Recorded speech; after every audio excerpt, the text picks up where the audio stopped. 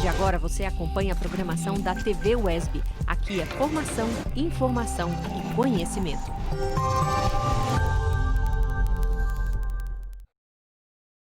Ingressar à universidade pública de qualidade reconhecida foi extremamente importante na construção da minha caminhada. O seu compromisso com a formação crítica do graduando, o seu compromisso com a ciência, com a extensão e com a pesquisa foram fundamentais para que eu alcançasse tudo o que eu alcancei até hoje. Foi através das experiências que tive durante essa formação que eu pude me reconhecer e também me fortalecer enquanto artista, enquanto educadora e pesquisadora. Fui aluno da UESB, eu fui formado e reformado na universidade pública. E como egressa do ensino público, entendo que tem uma responsabilidade social. Essa relação universidade-comunidade sempre foi muito forte. Gratidão, família UESB, parabéns pelos seus 40 anos de existência. UESB, 40 anos, conhecimento para uma vida plena. Convidamos para o nosso concerto de Natal, dia 20 de dezembro, às 5 da tarde. Elomar fará peças clássicas do seu cancioneiro e convida a camerata. Concerto de Santo Reis, na longa ausência. Gabriela Almeida, violoncelo, João Liberato, flauta, João Omar de Carvalho Melo, violão. Participação do quarteto Lua Nova, Cláudia Cavalcante, Judácio Santos, Ítalo Silva e Thaís Carvalho. Informações 77999255390. Apoio Cultural TV UESB.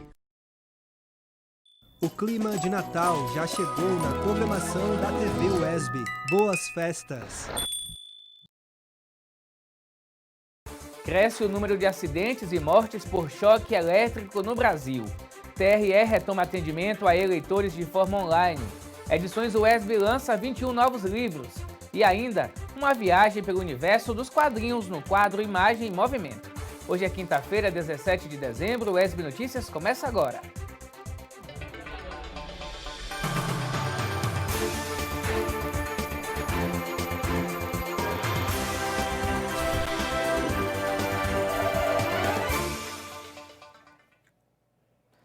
Olá, tudo bem? Seja bem-vindo ao UESB Notícias, informação, formação e conhecimento.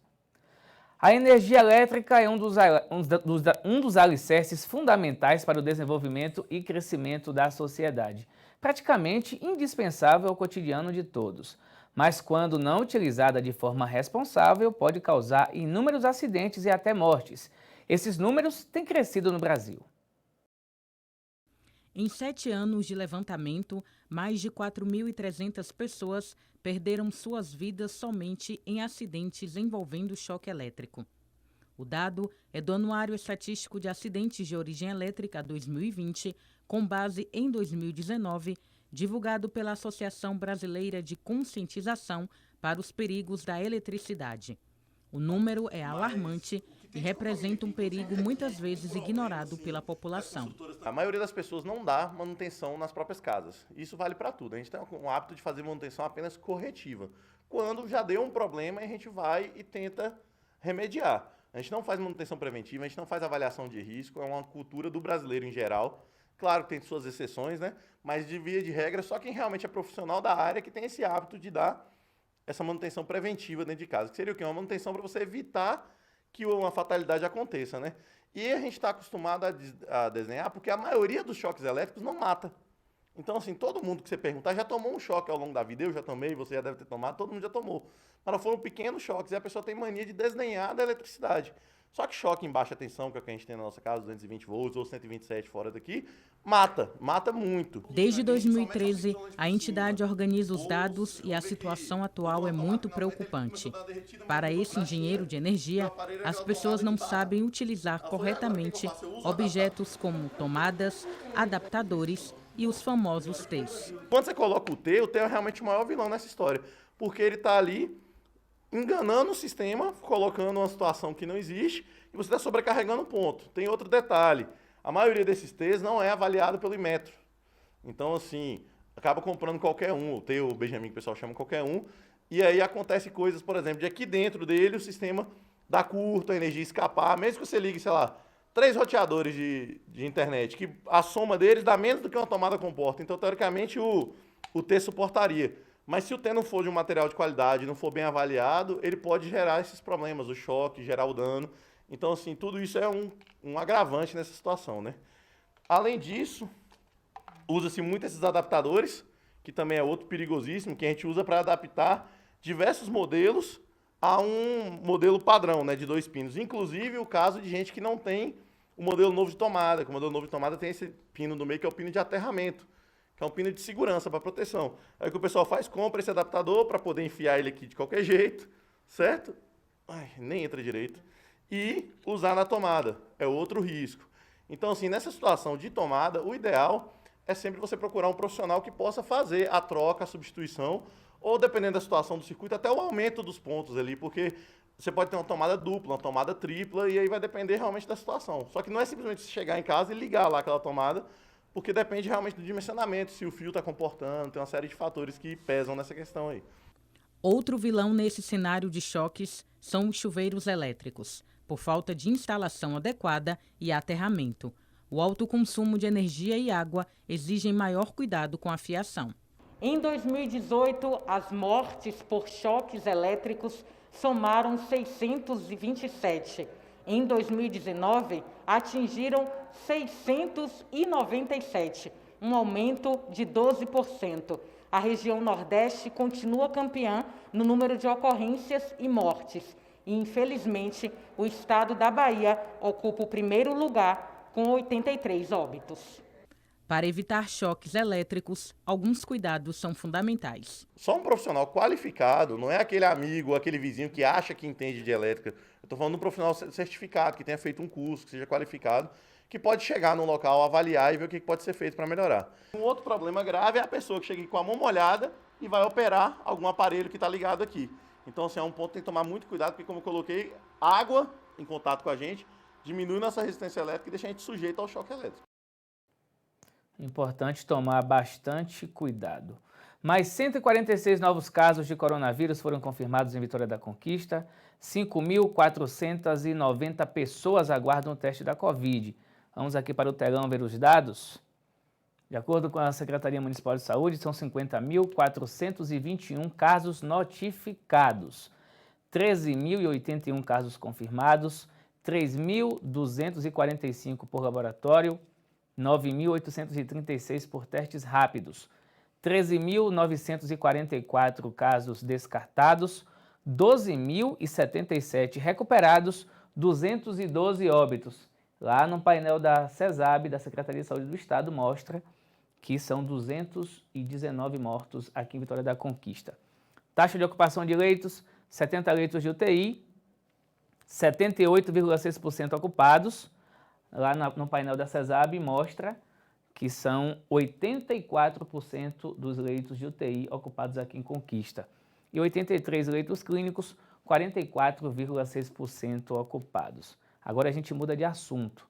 Apresentado como um dos modelos da modernização trabalhista, o contrato de trabalho intermitente remunera mal, segundo especialistas. Eles dizem que, na prática, o trabalho intermitente se converte em pouco tempo de trabalho efetivo e em baixas rendas. A reforma trabalhista em vigor desde 2017 trouxe várias novidades no que diz respeito às regras de contratação e demissão dos empregados. Uma dessas novidades é o contrato de trabalho intermitente. É um contrato novo que foi inserido pela Lei 13.467 de 2017, pela sistemática modificações na CLT, né? Foi inserida e abriu essa possibilidade do contrato intermitente, que é um contrato que a pessoa trabalha ganhando por hora, por dia ou por mês, né? De forma subordinada. Agora ocorrem as inatividades durante esse percurso, né? Durante o período todo, e que tem que ser bem importante ressaltar que ele corresponde a dia, hora e meses. Ele não pode ultrapassar os 12 meses para não perder a validade. O valor pago ao empregado não pode ser inferior ao valor diário ou horário do salário mínimo. Hoje, esses valores correspondem a R$ 34,83 e R$ 4,75, respectivamente. Parece bom? Vamos para a parte ruim. O que ocorre, a desvantagem, no ponto que as pessoas entendem que é a desvantagem, no aspecto que as pessoas entendem que vai receber menos de um salário mínimo, que isso não procede. Ele pode muito bem trabalhar em diversas outras empresas e ter um contrato intermitente para complementar a renda dele e ter uma segurança jurídica. Por outro lado, o trabalhador tem garantidos todos os direitos previstos pela CLT. São aqueles funcionários que trabalham com eventos, trabalham em restaurante. Esse pessoal tudo trabalhava na forma de formalidade e não tinha uma segurança jurídica. A partir desse momento, tem essa possibilidade que eles estão sendo registrados, recebem de forma de acordo com o serviço prestado, né? Tem o direito ao FGTS, tem o direito da rescisão posterior à demissão e tem direito ao saldo de salário, férias, 13º, todos os direitos. Em 2 anos, o número de trabalhadores contratados sob essa modalidade dobrou, segundo o IBGE, o que representa 1% de todos os contratos firmados com carteira assinada no país. O trabalho intermitente nada mais é do que a precarização do trabalho. O atendimento ao eleitorado baiano e emissão de certidão de quitação eleitoral foram retomados pelo TRE de forma exclusiva pela internet. Já a coleta de dados biométricos, assim como o atendimento presencial, seguem suspensos em função da pandemia. Vitória da Conquista, a terceira maior cidade da Bahia, tem também o terceiro maior colégio eleitoral do estado. Com mais de 231 mil eleitores, a cidade decidiu no último dia 30 de novembro, em segundo turno, o prefeito que irá comandar o município pelos próximos 4 anos. Com o fim das eleições, é o momento agora de quem não votou ou justificou sua ausência acertar as contas com a Justiça Eleitoral. Aquele que deseja tirar o primeiro título ou transferir e até mesmo regularizar para quem está com título cancelado, deve acessar o site do TRE Bahia, procurar lá no menu Eleitor a opção Título NET. Pelo Título NET é que nós estamos fazendo primeiro título, transferência, alteração de dados e regularização. Dona Ângela é um dos mais de 18% dos eleitores da cidade que não compareceram às urnas, mas teve um motivo forte para não votar nos 2 turnos das últimas eleições municipais. Diagnosticada com Covid, ela precisou cumprir quarentena até se recuperar.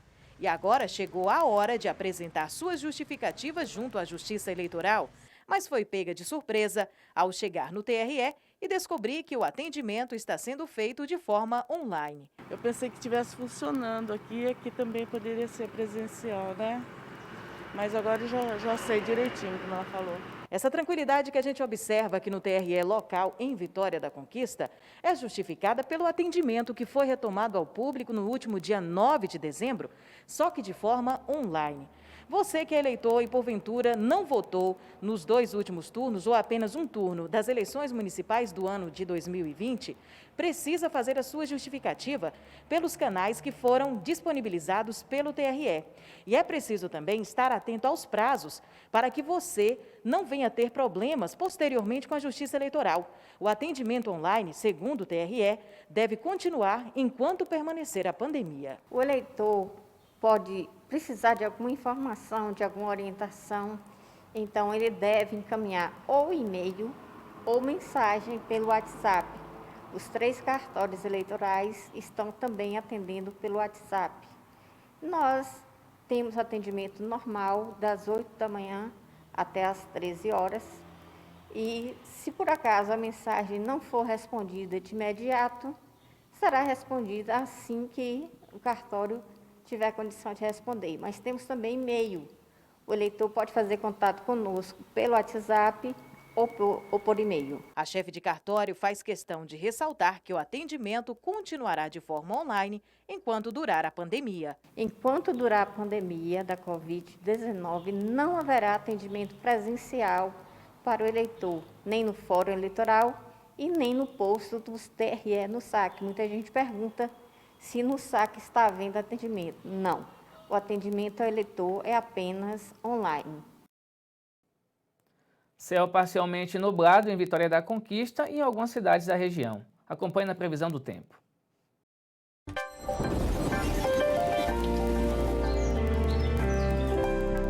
Sol entre nuvens e o tempo seguirá parcialmente nublado em Vitória da Conquista. Os termômetros variam entre 17 e 28 graus. Na sexta-feira, o clima seguirá parcialmente nublado, com a mínima registrada de 18 graus e a máxima de 27 graus. No sábado, variação de nebulosidade. As temperaturas variam entre 18 e 27 graus. Vamos conferir agora como ficam o tempo e a temperatura para outras cidades da região. Tempo parcialmente nublado na cidade de Barra da Estiva. Por lá, os termômetros variam entre 17 e 28 graus. Na cidade de Itapetinga, sol entre nuvens e o tempo permanece nublado durante todo o dia. A máxima registrada é de 32 graus e a mínima de 20 graus. Em Jequié, sol entre nuvens e não há probabilidade de chuva na cidade. A mínima será de 21 e a máxima de 33 graus. Depois do intervalo, o Edições UESB lança novos livros e o mundo dos quadrinhos no quadro Imagem em Movimento. É um instante só, voltamos já.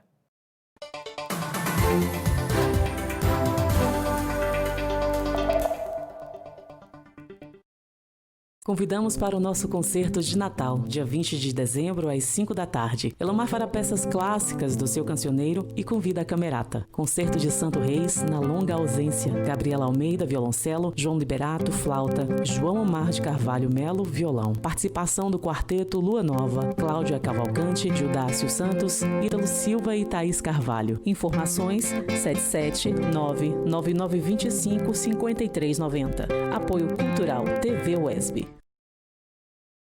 A pandemia do coronavírus é um momento difícil, mas você não está só. O governo do estado lançou o Telecoronavírus 155. Se você tiver dúvidas ou apresentou alguns dos sintomas, é só discar 155. É de graça. De 7 até às 19 horas, voluntários especializados na área de saúde estão prontos para te atender e orientar com toda a segurança. Telecoronavírus 155. É a Bahia contra o coronavírus.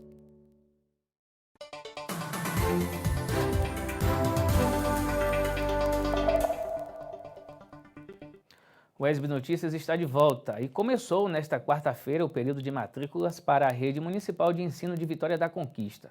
Até o dia 5 de janeiro de 2021, serão renovadas as matrículas dos alunos que desejam permanecer na mesma escola onde já estudam. A primeira etapa do processo é o de pré-matrícula e agendamento, que devem ser feitos de forma online por meio do site www.escolar.pmvc.ba.gov.br. Para os alunos que já estudam na rede, o período de pré-matrícula acontecerá entre os dias 18 e 29 de janeiro. Os estudantes que vão ingressar em escolas municipais devem efetuar a pré-matrícula online a partir do dia 8 de fevereiro. Veja agora as vagas de emprego e estágio para a Vitória da Conquista.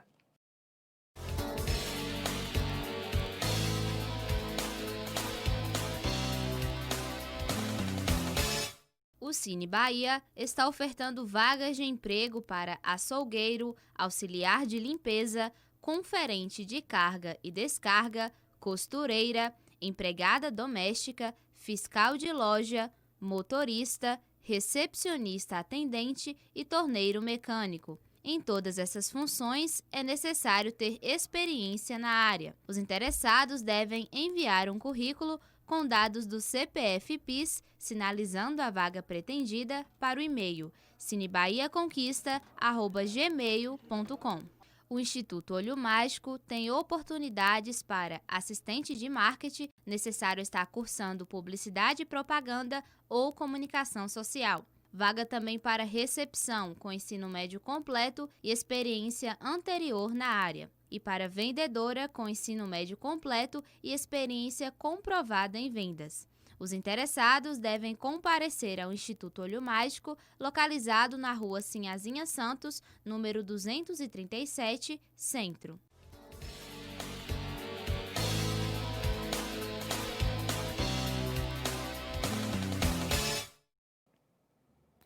E a Edições UESB conta com mais 21 novos livros em seu acervo. As obras foram lançadas ontem e são resultado do Prêmio Zélia Saldanha e do convênio estabelecido entre a pós-graduação em Educação e a Prefeitura Municipal de Itapetinga.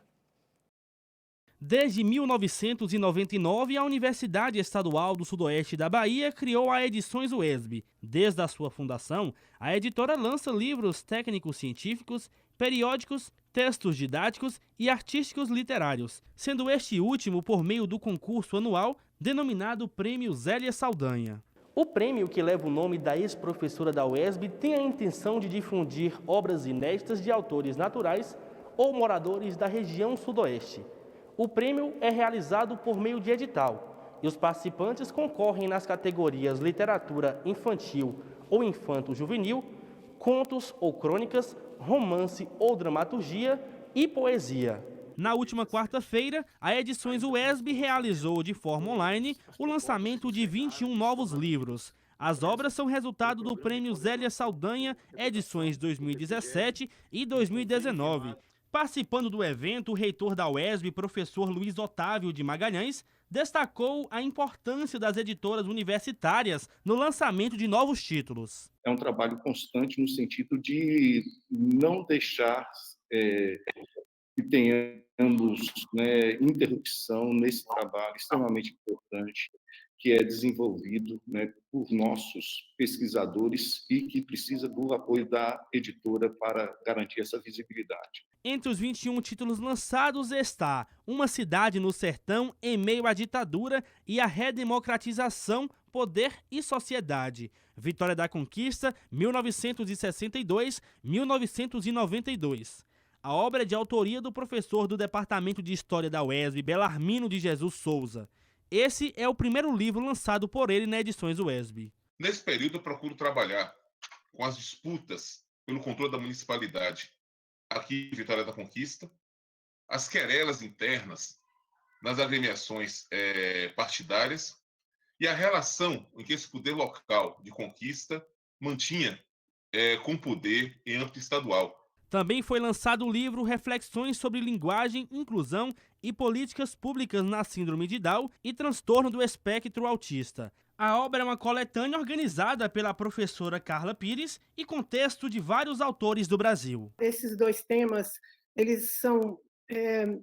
temos ainda muitas coisas a desvendar. São temas importantíssimos na nossa sociedade e temos muito trabalho ainda. E este livro vem refletir sobre linguagem, que é importante para todos nós e para esses jovens, essas crianças, né? Muito bom. E a gente continua falando sobre leitura, só que agora no universo dos quadrinhos. O quadro Imagem e Movimento de hoje faz uma viagem por esses famosos HQs. Você já deve ter ouvido falar no Manifesto das 7 Artes, onde o cinema foi reivindicado como uma forma de arte e tornou-se, como sabemos, a 7ª. É isso, ao longo do tempo novas formas e expressões artísticas surgem e evoluem. E hoje nós vamos falar sobre a 9ª arte, que possui uma relação muito estreita com a 7ª. É a arte das histórias em quadrinhos.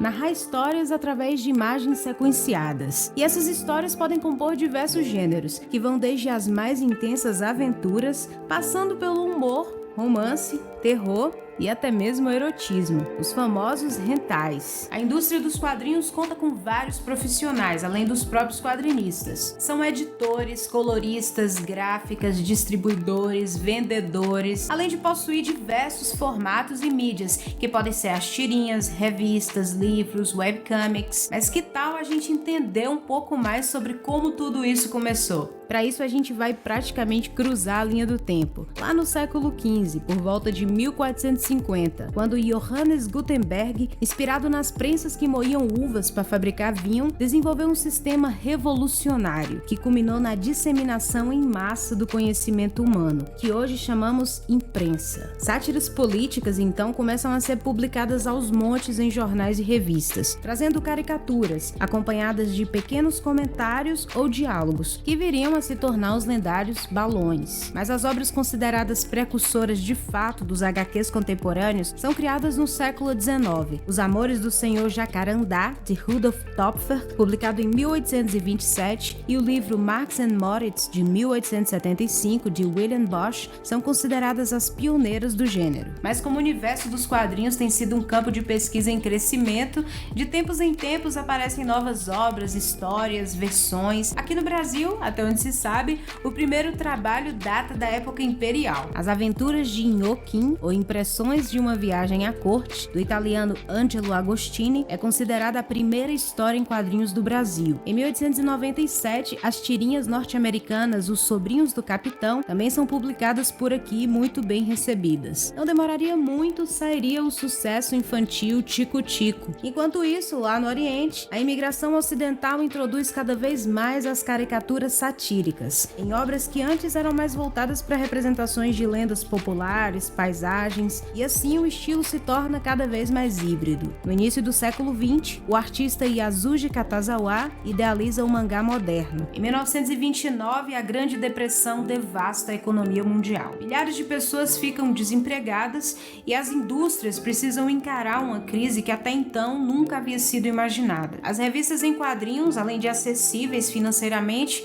apresentavam um mundo completamente diferente, e todo esse movimento impulsiona os primeiros estúdios dedicados exclusivamente a produzirem esse tipo de arte. Entre as décadas de 30 e 50, personagens como Superman e Batman fazem um sucesso estrondoso, e o gênero super-herói se configura como o verdadeiro paradigma das revistas em quadrinhos. Nesse período é criada a Comics Magazine Association of America, que institui o Comic Code Authority, ou simplesmente o Código dos Quadrinhos, uma forma de autocensura recomendada pelo Congresso. Esse processo modifica completamente os temas, as cores e as palavras contidas nas revistas, que passam até a contar com um selo de padrão nas capas. Para vocês terem uma ideia de como essa era uma questão séria, basta comparar a capa da revista de horror Mr. Mystery, de julho de 1953, com a versão que depois foi aprovada. Bem diferente, né? E nessa altura o mundo já encarava os mistos de medo e esperança da Guerra Fria. Os super-heróis pareciam refletir perfeitamente todo o clima de uma geração. É a ascensão da Marvel e os seus heróis humanizados que enfrentam problemas sociais e salvam o mundo da miséria e da destruição. O código até sofre modificações e tudo se torna mais fluido e diverso nos universos das histórias. E os storyboards, que são as sequências desenhadas dos filmes usados para guiar o diretor, também foram influenciados pelos quadrinhos. Existe uma discussão se eles devem ou não serem considerados quadrinhos, já que eles não são produzidos objetivamente com o intuito de serem o produto final e também não são assim tão acessíveis para o público, mas não deixam de ser peças incríveis também, né? Por hoje foi isso. Até a próxima!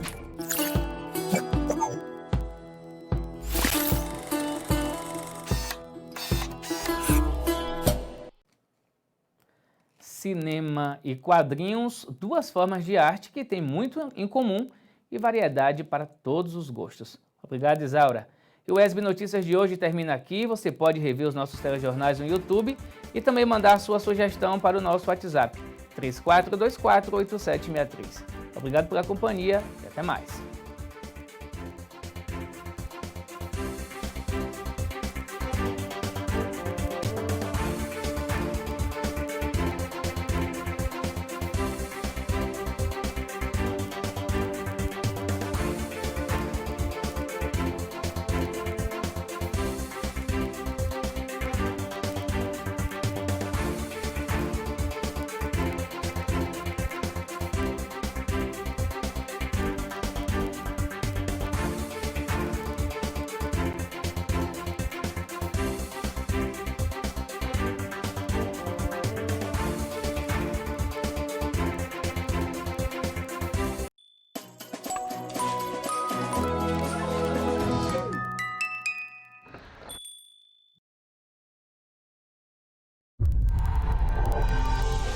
A partir de agora, acompanhe a programação da TVE. É sua, é da Bahia.